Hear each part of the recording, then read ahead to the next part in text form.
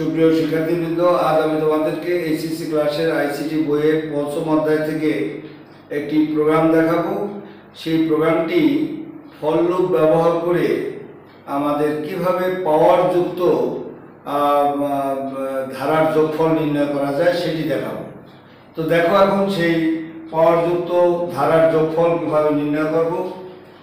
For loop ব্যবহার করে দেখো, ফর লুপ ব্যবহার করে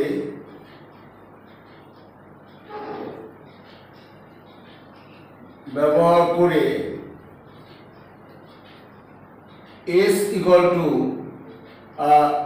10 to the power 7 plus 15 to the power 7 20 to the power 7 plus dot dot dot dot plus আমাদের 100 to the power 7 এত ধারা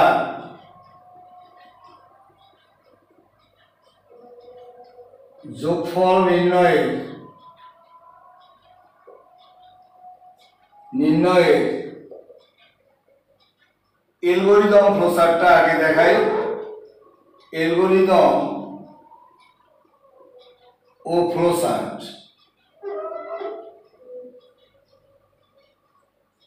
ফ্লোচার্ট নির্ণয়। তো আমরা প্রোগ্রাম দেখানোর কথা বলেছি, কিন্তু আগে অ্যালগরিদম ফ্লোচার্ট দেখাবো, তারপরে আমরা এটা দেখাবো। তো অ্যালগরিদম দেখো,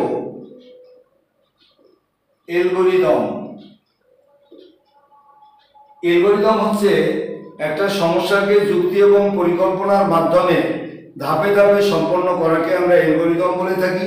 আর সেই অ্যালগরিদমকে যখন আমরা চিত্র দিয়ে প্রকাশ করব তখন তাকে আমরা বলে থাকবো ফ্লোচার্ট। তো দেখো, আমাদের অ্যালগরিদমের প্রথম ধাপ, এই প্রথম ধাপে আমরা লিখব কার্য শুরু। এবারে দ্বিতীয় ধাপে আমরা লিখব,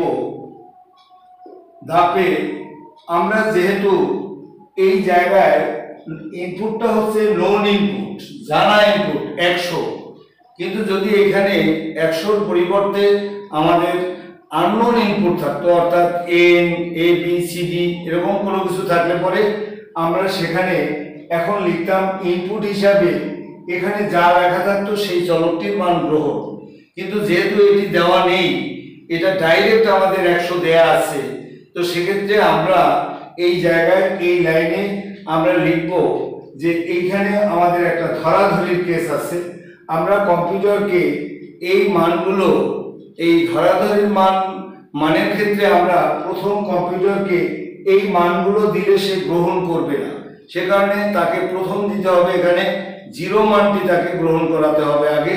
তাহলে সেই 0 সমান আমাদের একটা কিছু ধরতে হবে, সেই ধরাটা ধরবো আমরা। এখানে যা লেখা থাকবে আমাদের বাংলা কথা, এইখানে যা লেখা থাকবে সেটা সমান আমরা ধরবো। তাহলে এবারে লাগবো ধরি s ইকুয়াল টু আমাদের 0, এবং এইখানে যে ইনিশিয়াল ভ্যালু, এই ইনিশিয়াল ভ্যালু দেয়া আছে 10 to the power 7। আমরা এই 7টা ইউজ করব না, আমরা ইউজ করব শুধু 10। তো আমরা initial value i equal to লিখবো আমরা 10। তো আমরা এই 7 লিখলাম না কেন, 10 to the power 7, এই 7টা আমরা পাওয়ারের ক্ষেত্রে আমরা সূত্র যখন ইউজ করব সেখানে আমরা এটা ইউজ করব। তো আমাদের তৃতীয় ধাপে আমাদের এই যে আমরা ধরেছি, এই ধরাধরি থেকে কেন ধরেছি, ধরি আমরা কোনো কিছু করার জন্য ধরি, অর্থাৎ কি করব, এখান থেকে একটি সূত্র তৈরি করব। তো এই জন্য এখানে আমরা দেখব এখন সূত্র হিসাবে আমরা এখানে লিখব s এর সাথে এই i যোগ করব। কিন্তু s যোগ i সমান কি ধরবো, একটা কিছু ধরতে হবে, সেটা সমান আমরা ধরবো এখানে s ইকুয়াল টু s যোগ।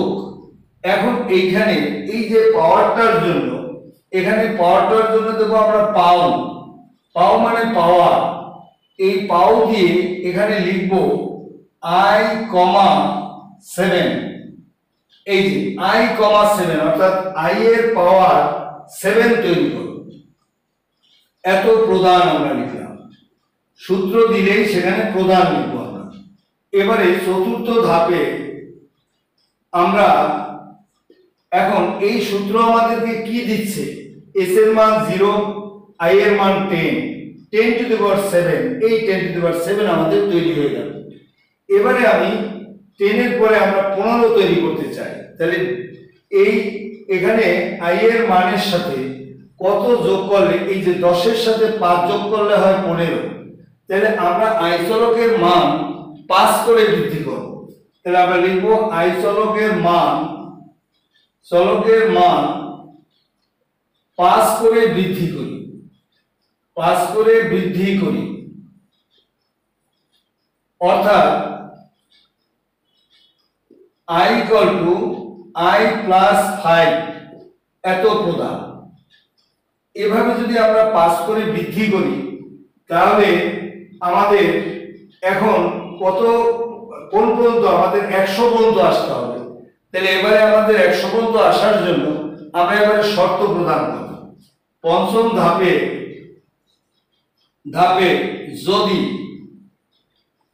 i লেস অর ইকুয়াল আমাদের 100 হয়, এত হয়, অর্থাৎ i এর মানটা 100 এর চেয়ে যত সময় ছোট থাকবে বা এই মানটা এর চেয়ে বড় না হবে এবং সমান হবে, তত সময় আমি যোগফল পাব। তো হয় তাহলে যোগফল পাওয়া যাবে, যোগফল পাওয়া যাবে। আর যদি না হয়, এটা যদি এই মানের চেয়ে বড় হয়ে যায় তাহলে পাওয়া যাবে না। কিন্তু পাওয়া যাবে না এই কথাটা আমরা লিখতে পারবো না, আমরা লিখব অন্যথায় আমরা মূল যে সূত্র, এই যে যোগের যে সূত্র, এই ধাপটাকে দেখাই দেবো যে ওই ধাপের কাছে তুমি চলে যাও, সে তোমাকে কি করতে পারে। তাহলে আমরা বলবো এবারে এই ধাপটা হলো তৃতীয় ধাপ অনুসরণ, এটা আমরা লিখব, এই ধাপকে অনুসরণ করো। এবারে আমাদের ষষ্ঠ ধাপে আমরা লিখব কার্য শেষ, কার্য আমাদের এখন শেষ। এই হলো আমাদের অ্যালগরিদম। আর এই অ্যালগরিদমের উপরে ভিত্তি করে এবারে আমরা ফ্লোচার্ট তৈরি করব। দেখো এখন ফ্লোচার্ট।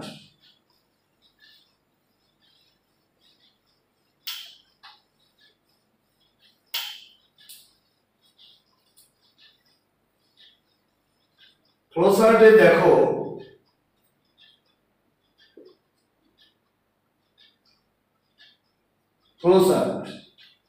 ফ্লোচার্টে প্রথম ধাপে আমরা লিখেছি কার্য শুরু। এই কার্য শুরুর জন্য এই আমাদের স্টার্ট। এবারে দ্বিতীয় ধাপে আমরা ধরাধরি করেছি। এই ধরাধরি থেকে তৈরি হয় সূত্র। সূত্র যদি আয়তক্ষেত্র পেতে পারে, ধরাধরিও আমাদের আয়তক্ষেত্র পাবে। এই জন্য আমরা এখানে দেব একটি আয়তক্ষেত্র।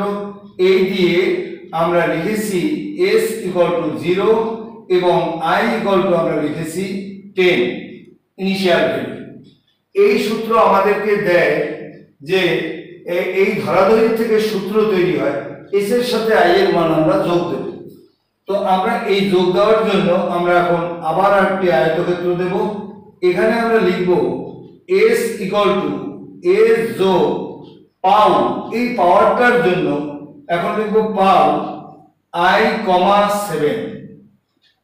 এবারে এই সূত্র আমাদের দিলাম। এই সূত্র আমাদেরকে দেয় 10 টু দি পাওয়ার 7, 0 যোগ i এর পাওয়ার 10, 10 টু দি পাওয়ার 7 দেয়। যদি পরবর্তী মান পেতে চাই তাহলে চলকের মান আমাদের 5 করে বৃদ্ধি করতে হবে, সেটাও একটা সূত্র বলে আমরা এখানে লিখব i = i প্লাস 5। এবারে এভাবে যদি আমরা বৃদ্ধি করতেই থাকি, এবারে আমরা শর্ত দেব যে এখন আমরা থামিয়ে দেব, 5 করে বৃদ্ধি করতে করতে এই পর্যন্ত আসবে।